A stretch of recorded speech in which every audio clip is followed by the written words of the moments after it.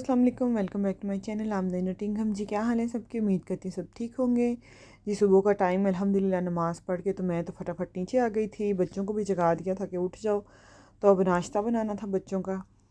तो जी सबसे पहले तो मैं आज ये बात करूँगी कि व्लॉगिंग का ये फ़ायदा हो गया है कि जो कपड़े अलमारियों में ऐसे ही पड़े रहते थे, लटके रहते थे ना, अब वो पहनना शुरू कर दिए हैं। तो ये सबसे बड़ा फ़ायदा हो गया है, नहीं तो घर में वही घिसे पटे कपड़े पहन के तो बस कामों में लग जाती होती थी।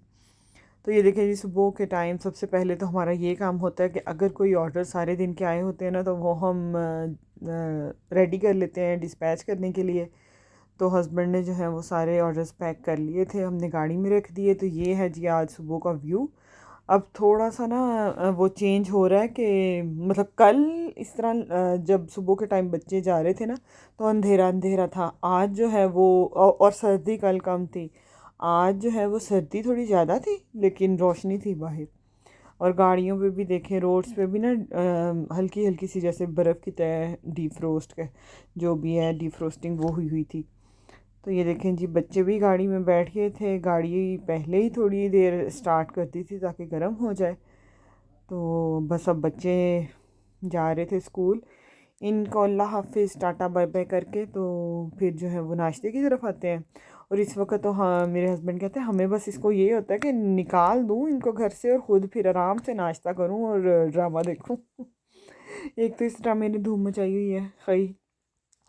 तो बस इस वक्त मेरा यही होता है वाकई कि बच्चे फटाफट चले जाएं और मैं नाश्ता कर लूँ और साथ में एक आध ड्रामा देख लूँ।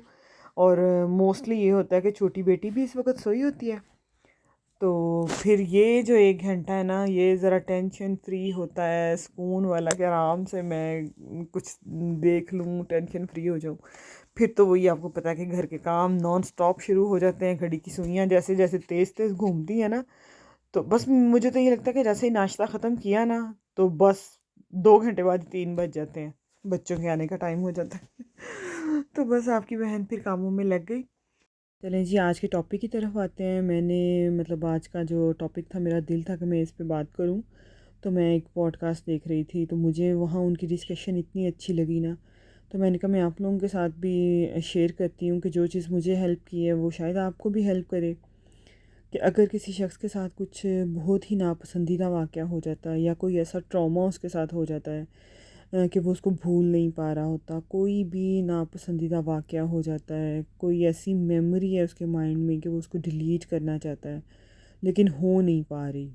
सम टाइम कोई कोई मतलब चोरी हो जाती है, मोबाइल स्नैचिंग वगैरह हो जाती है, कोई भी बड़ा हादसा हो जाए या बड़ा नहीं तो छोटा हादसा, जैसे कोई अब्यूज़ किसी ने कर दिया, कोई गालम गलोच कर दिया, या किसी शख्स ने बहुत बड़ा धोखा दे दिया कि मतलब नाकाबिले माफ़ी हो जाए, तो वो आपके दिमाग में स्टक हो जाता है। आप बहुत कोशिश करें, अब ना तो आप उस शख्स से मतलब छुटकारा हासिल कर सकते हैं, अब मतलब हर वक्त आमना सामना भी है, तो आप जो है वो उससे निजात कैसे हासिल करें?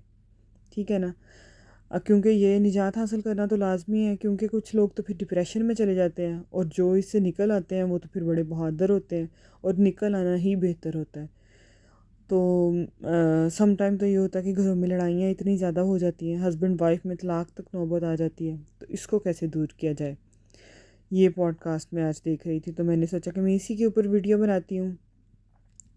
तो ये है कि इसको मतलब कुछ लोग तो जब डिप्रेशन में जाते हैं तो वो थेरापिस्ट वगैरह के पास जाते हैं कि उनका डिप्रेशन कुछ कम हो जाए।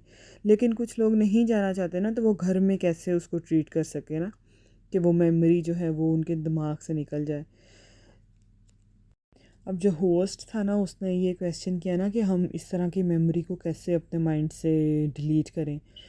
तो जो गेस्ट थे उन्होंने इतना मतलब अच्छे तरीके से समझाया ना, उन्होंने कहा कि अगर आप किसी चीज़ को कॉन्शियसली करना चाहते हैं ना, कि मतलब आप नीयत के साथ कर रहे हैं कि मैं इस मेमोरी को अब अपने माइंड से मतलब निकाल के छोड़ूंगी, मैं ये याद ही नहीं करूँगी, तो वो कहता है वो कभी भी आपके माइंड से नहीं निकल सकता। ठीक है, मतलब आपको समझ आ रहा होगा कि मैं क्या कहना चाह रही हूँ, कि मतलब अगर आप एक चीज़ को दिन में 10,000 दफ़ा कहते हैं कि मैं तो अब इसको इसके बारे में बात ही नहीं करूँगी, फिर आप फ़ोन उठाते हैं किसी एक दोस्त को फ़ोन करके चुगलियाँ करने शुरू कर देते हैं, कभी अपनी अम्मी के साथ, कभी किसी के साथ, कि मेरे साथ ये हुआ, मैं तो बस अब केयर ही नहीं करूँगी, मैं तो छोड़ दूँगी, मैं तो ये करूँगी। तो वो कहता है कि दरअसल आप जो है ना वो उसको उसको भुला नहीं रहे। आप उसको बार-बार रिकॉल करते हो, बार-बार उसको याद करते हो ना, तो वो आपके माइंड में स्टक हो जाती है और वो और ज़्यादा पुख्ता होती रहती है और आपकी टेंशन और परेशानी का सबब बनती है। तो कहता है सबसे पहले तो आपने ये करना है कि आपने ना अपनी उस मेमोरी को डिसेंसिटाइज़ कर देना है।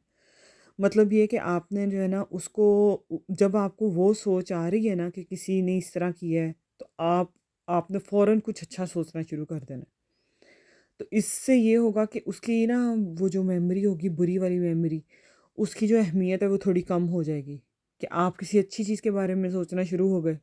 और दूसरा उसने कहा कि जब भी आपको कोई ऐसी सोच आए ना, तो आप फ़ौरन से अल्लाह ताला को याद करना शुरू कर दें। अपना ध्यान फ़ौरन से ना किसी ज़िक्र अज़कार की तरफ ले आएँ कि जो आपके मुँह में हर वक़्त मतलब जारी रहता है ना। कुछ तस्बीहात होती हैं, जैसे मैंने कुछ दिन पहले बताया था कि मैं एक तस्बीह बहुत ज़्यादा करती हूँ, तो मैं तो वो पढ़ना शुरू कर देती हूँ। तो ऐसे जो भी कोई इस्तग़फ़ार की तस्बीह है, दुरूद शरीफ की है आपके मुँह पे, तो आप फ़ौरन से वो पढ़ना शुरू कर दें। आप यकीन करें कि 1 सेकंड भी नहीं लगेगा आपको जो आप याद कर रहे थे वो भूलने में।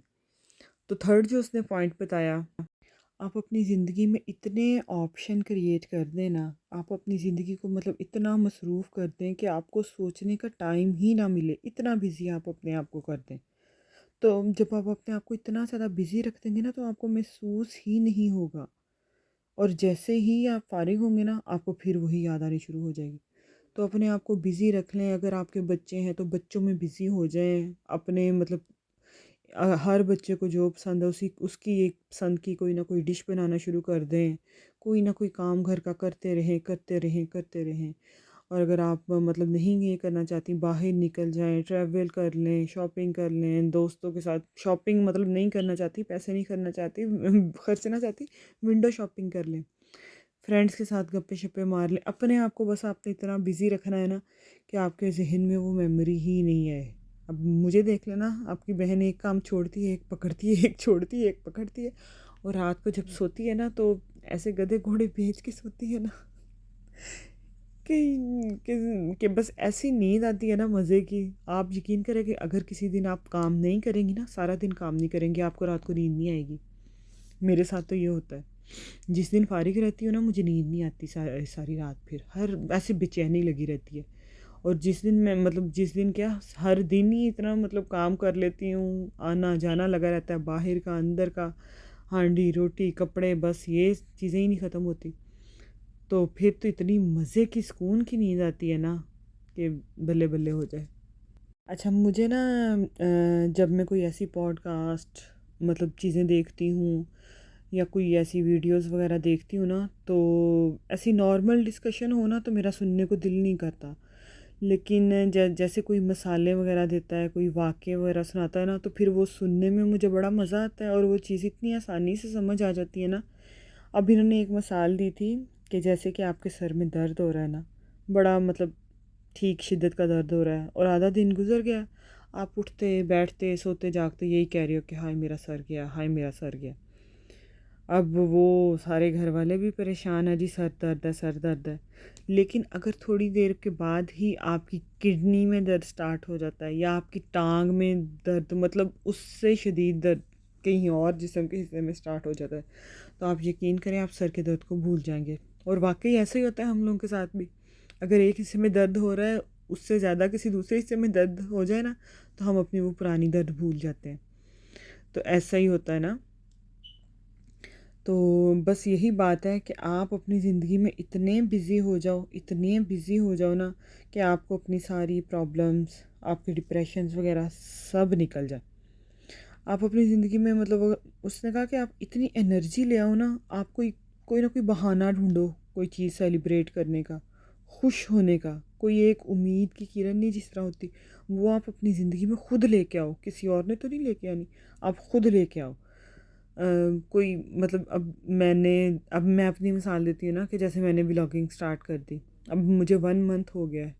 1 मंथ से थोड़ा ज़्यादा हो गया ना, मैं कंटिन्यूअसली आ रही हूँ। पहले तो कभी आती थी, कभी नहीं आती थी। तो अब मेरी ज़िंदगी को जैसे एक मकसद मिल गया है ना, तो मैं तो अब सब कुछ भूल गई हूँ। आप यकीन करें मैंने फ़ोन पे बात करना भी बहुत कम कर दिया है। जैसे ज़िंदगी में कुछ करना है ना, कोई मकसद मिल गया। तो इसी तरह का कोई पॉजिटिव चेंज आप ले आओ। अब पता नहीं किसी की नज़र में ये पॉजिटिव होगा कि नहीं होगा, मतलब मेरे लिए तो ये है।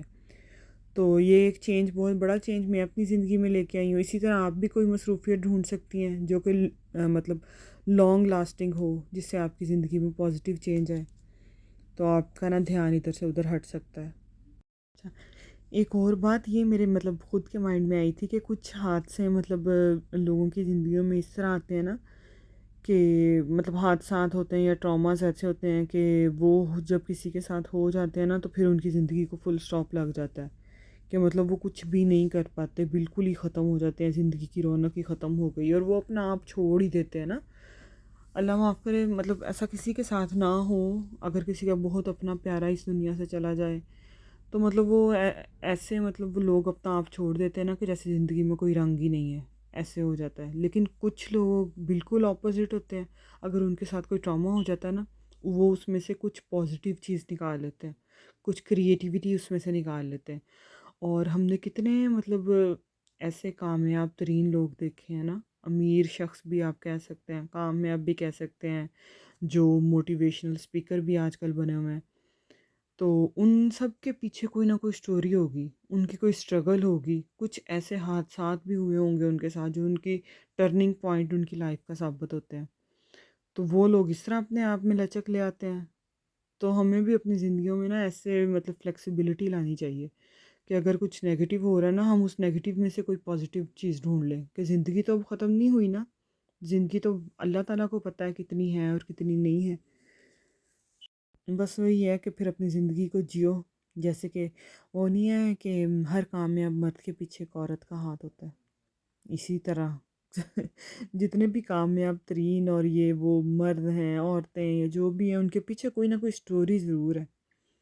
तो बस आप भी कुछ ऐसा करें कि आपकी भी कोई स्टोरी बने, कोई सुने, तो उसमें से कुछ वो भी अपने लिए कोई मोटिवेशनल चीज़ निकाले। एक और उन्होंने बात बताई थी, वो भी बड़ी अच्छे और पते की बात है, उससे भी काफ़ी हेल्प मिल सकती है।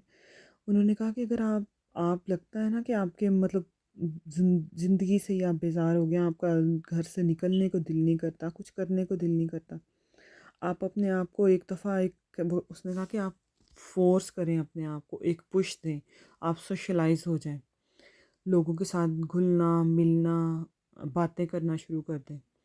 आप 1-2 दफ़ा इस तरह अपने आप को पुश देंगे ना, तो आप अपने आप में पॉजिटिविटी और एक चेंज महसूस करेंगे। और वाक़ई ये बात भी सही है, जब हम घर में रज़ाई के अंदर सर्दियों में क्या मतलब सर्दियों की बात ही कर लें, रज़ाइयों में बैठे होते हैं ना, तो आपको उठने को दिल नहीं करता कि हाय नहीं सर्दी लगेगी, सर्दी लगेगी। लेकिन आपने उठना तो होता है, घर के काम तो करने ही होते हैं। जब उठ जाते हैं तो घर के कामों में लग जाते हैं, गर्मी लगनी शुरू हो जाती है। तो मतलब वही बात है कि मेरे साथ भी होता है कि पहले मैं कहूँगी नहीं हमने नहीं जाना, बस ठीक है घर में बैठे हुए हैं, ठीक है बाहर नहीं जाना। लेकिन जब बाहर जाते हैं ना, कोई घूम फिर के आते हैं, तो माइंड एकदम रिफ़्रेश हो जाता है। फिर कहते हैं हाँ नेक्स्ट वीक भी जाएंगे, अब जाया करेंगे। तो ये चीज़ है, लोगों से घुलना मिलना शुरू करें। कोई अच्छे लोग मिलते हैं, अच्छी सलाह देते हैं, बुरे लोग मिलते हैं, वो कोई सबक दे जाते हैं, तो बड़े इंसान के साथ तजर्बे हो जाते हैं। तो ये था मेरा आज का टॉपिक। उम्मीद है आपको पसंद आया होगा। कुछ ना कुछ बात तो मेरे भी जैसे पल्ले पड़ी, आपके भी पड़ी होगी। तो देखें जी, अब मैं अपने बच्चों को भी ले आई हूँ। बच्चे घर आ चुके थे, ये देखें ये इतना खुश होती है ना, मानो इब्राहिम को देख के, दूसरे बहन भाइयों को देख के जब वो आ जाते हैं। तो इब्राहिम के साथ लगी हुई थी खेलने। तो थोड़ी देर मैंने इनके साथ बैठी, फिर मैंने खाना शाना बनाया है। इनके पापा भी आ चुके थे जॉब से, तो बस फिर सब ने खाना खाया है। चपली कबाब आज मैंने बनाए थे और साथ में मैंने किडनी बीन्स बनाए थे। मोस्टली लोग तो वो दूसरे ही किडनी बीन्स लेके आते हैं, मैं बस कैन वाले ही ले आती हूँ, बस जल्दी जल्दी बन जाए। लेकिन ये कि बहुत मज़े का सालन बना था। साथ में ग्रीन चटनी बना ली थी। ये देखें जी, ये प्लेटर रेडी हो गया था मेरे मियाँ साहब का। इनको तो प्रोटोकॉल से ही देना होता है। आजकल तो ज़्यादा ही प्रोटोकॉल मिल रहे। तो बस फिर हमने खाना शाना एंजॉय किया, बाद में चाय बनाई। तो अगर आपको आज की वीडियो अच्छी लगी है तो प्लीज़ मेरे चैनल को सब्सक्राइब कर दीजिएगा और अच्छा सा कमेंट कर दीजिए और दुआओं में याद रखिएगा। अल्लाह हाफ़िज़।